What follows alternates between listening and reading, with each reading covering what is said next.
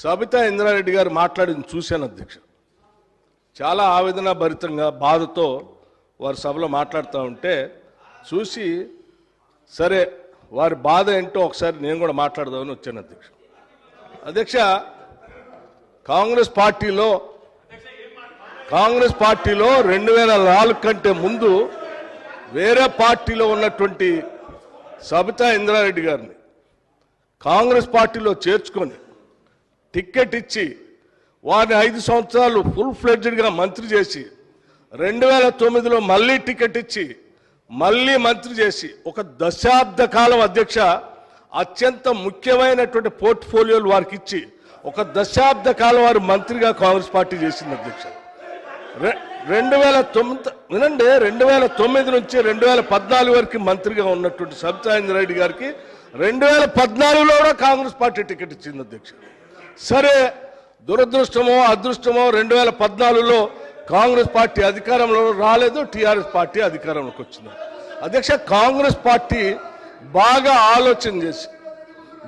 ఆలోచన చేసి ఈ రాష్ట్రంలో తెలంగాణలో కాంగ్రెస్ పార్టీ లెజిస్లేచర్ పార్టీ నాయకుడిగా, ఒక సిఎల్పి లీడర్గా, ఒక ఎల్ఓపిగా, ఈ సభకి ప్రతిపక్ష నాయకుడిగా కాంగ్రెస్ పార్టీ పెద్ద హృదయంతో నన్ను ఆ రోజు ఎల్ఓపిగా నిర్ణయించింది అధ్యక్ష. ఒక బలహీన వర్గాల దళిత వర్గానికి సంబంధించిన నన్ను ఒక సిఎల్పి లీడర్గా చేసి ఈ రాష్ట్ర చరిత్రలో ఇంతవరకు సిఎల్పి లీడర్గా ఏ దళితుడిని చేయలేదు అధ్యక్ష.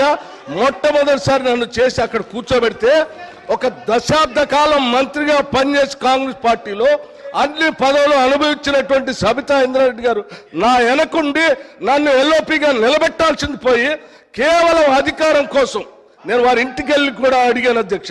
నాతో పాటు అనేక మంది నాయకులను తీసుకొని పోయి అమ్మ ఎల్లబాకండి, మీరు పోతే ఎల్ఓపి స్టేటస్ పోతుంది, కాంగ్రెస్ పార్టీ పరువు పోతుంది, 10 సంవత్సరాలు మీరు మంత్రిగా అనుభవించారు, మీరు ఇప్పుడు కూడా ఎమ్మెల్యేగా ఉన్నారు, కాంగ్రెస్ పార్టీ మీకు ఏం తక్కువ చేయలేదు, మీకు ఇంకా కావాలంటే ఇంకా చాలా చేస్తుంది, చివరికి మీ అబ్బాయికి పార్లమెంట్ సీటు కూడా కాంగ్రెస్ పార్టీ ఇచ్చింది, చేయబాకండి అని పదే బతిలాడితే వారు చేసింది ఏంది అధ్యక్ష? ఒక్కసారైనా ఆలోచన చేశారా?